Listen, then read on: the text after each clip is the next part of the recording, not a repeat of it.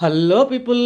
ఇవాళ మనకైతే orchids exotic varieties అయితే కొన్ని చాలా రోజుల నుంచి వెయిట్ చేసి నేమ్ స్పెసిఫిక్ అంటే సెలెక్టివ్ వెరైటీస్ అనమాట.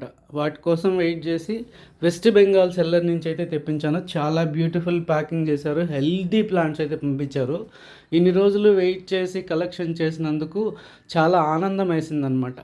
ఎందుకంటే చాలా మంచిగా ప్యాక్ చేశారు. హెల్తీ ప్లాంట్స్ కూడా పంపించారు. ట్రూలీ సాటిస్ఫైడ్ అనమాట 100%. సో మనం కలెక్ట్ చేసిన ప్లాంట్స్ అయితే చూడండి, ఇదైతే ఫ్లవర్తో వచ్చింది. చాలా బ్యూటిఫుల్గా ఉంది. అన్ని ప్లాంట్స్ హెల్తీగా ప్యాక్ చేసి మౌంట్ చేసి మరీ పంపించారు. మౌంట్ అంటే తెలుసు కదా, మామూలుగా ఆర్కిడ్స్ని మనం మౌంటే చేయాలి. ఏదో ఒక చెక్క ముక్కకు కానీ, లేదా బొగ్గుల్లో కానీ, లేదా మనం మాస్లో కానీ, లేదా కోకోనట్ చిప్స్లో కానీ ప్లాంటింగ్ చేయాల్సి ఉంటుంది ఆర్చిడ్స్ని. సో ఎలా ఉన్నాయి ప్లాంట్స్, మీకు కూడా నచ్చాయా? నచ్చితే నా వీడియోని ఖచ్చితంగా లైక్ చేయడం మర్చిపోవద్దు. అలాగే మీరు కొత్తగా నా ఛానల్ని చూస్తుంటే సబ్స్క్రైబ్ చేయడం మర్చిపోవద్దు. ఇదైతే ఫ్లవర్ బర్డ్స్తో కూడా వచ్చాయి, అంటే మొగ్గలతో వచ్చాయన్నమాట. ఇది వాండా వెరైటీ, రేర్ వెరైటీస్ అనమాట.